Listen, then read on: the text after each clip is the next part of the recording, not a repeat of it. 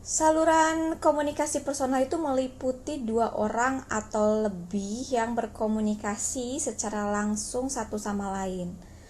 Mereka itu bisa komunikasi dengan cara tatap muka, bisa, atau satu orang dengan audiens tuh via telepon bisa, atau via email bisa, via sosial media bisa, via WhatsApp juga bisa gitu ya.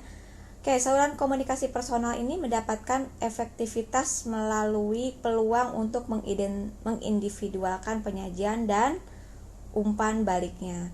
Jadi kalau pakai media sosial itu tergantung ya. Kalau misalnya kita posting aja, kemudian ada respon dari luar bermacam-macam, itu masuknya ke komunikasi non personal. Tapi kalau misalnya ada yang nge-DM, ngiklan tapi nge-DM di Instagram contohnya, ya itu masuknya ke personal communication karena langsung ke individunya gitu ya. Oke, ada banyak saluran yang biasa digunakan. Tentunya ini tidak semua, ada yang lain-lain, teman-teman boleh tambahkan. Ini yang populer aja ya. Yang pertama adalah direct marketing ya, marketing langsung. Biasa kalau sore-sore ya ada pegawai Alfamart terus datang ke rumah ngasih flyer gitu ya. Nah, itu direct marketing gitu ya.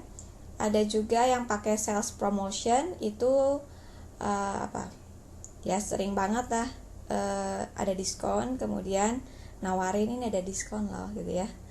Kemudian apalagi ya, personal selling, jadi ada orang datang ke rumah terus jualan.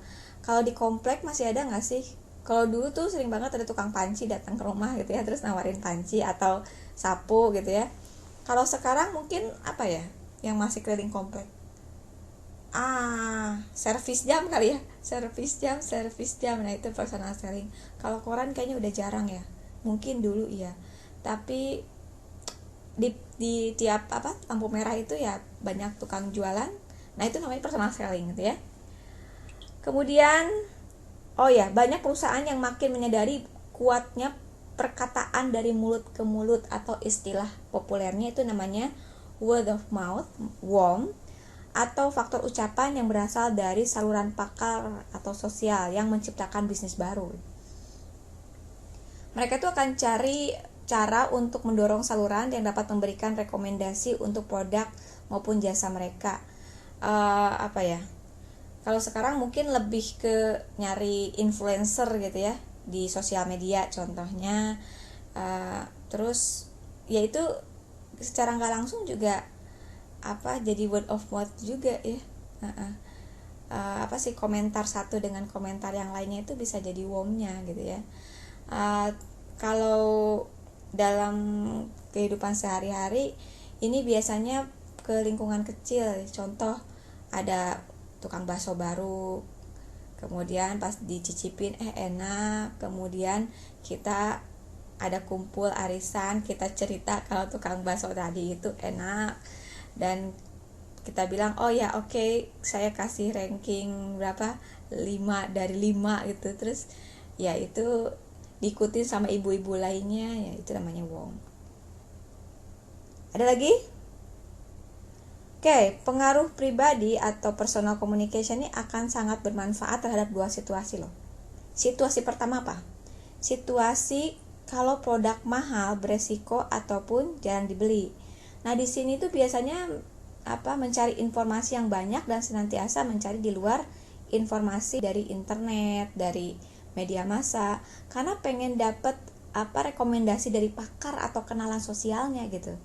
Sementara situasi kedua adalah pada produk yang menyarankan sesuatu mengenai status dan selera pengguna. Nah, di sini pembeli akan berkonsultasi dengan orang lain untuk menghindari rasa malu.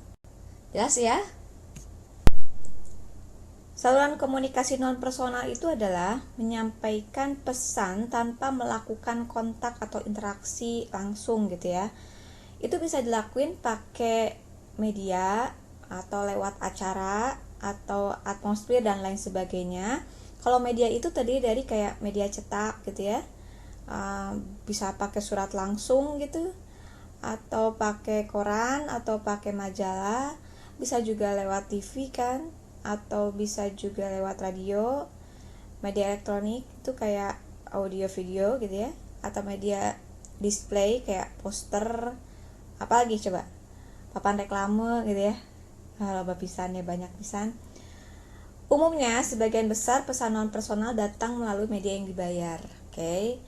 Apa aja tapi dibayar gitu. Nah, kekiniannya pembagian jadi 4. Kalau dulu itu disebutnya media aja. Kalau sekarang itu dibedain antara advertising sama interactive marketing. Jadi kalau apa-apa aja yang berkaitan dengan tadi ya media itu biasanya dikategorikan ke dalam advertising. Nah, karena sekarang berkembang teknologi informasi dan orang pakai sosial media dan di situ terjadi kayak interaktif antara si user sama admin gitu ya, maka dikatakan interaktif marketing atau bolehlah kita sebut dengan industri marketing 4.0 gitu ya. Jadi makin kesini tuh makin orang si pengguna itu bisa lebih langsung berkomunikasi sama si perusahaan. Berikutnya adalah atmosfer. Jadi atmosfer di sini tuh bisa kita bilang sebagai events dan experience itu mengemas lingkungan atau menciptakan, memperkuat kecenderungan konsumen untuk beli produk. Seperti contoh, kantor konsultan hukum didekorasi dengan furnitur dari kayu dan karpet oriental untuk mengkomunikasikan kesihan dan kemapanan gitu loh. Contoh lain, sebuah hotel mewah itu pakai tiang dari pualam, tempat lilinnya anggun, dan hiasan lain tuh buat nunjukin kemewahan dia gitu ya. Terus juga bisa lewat acara ya, atau kita bilang public relation and publicity. Jadi kejadian tuh yang dirancang mengkomunikasikan pesan pada konsumen, ya misalnya mengadakan pesta peresmian, konferensi pers, atau mensponsori pertandingan olahraga, efek komunikasi spesifik pada audiens sasarannya gitu ya.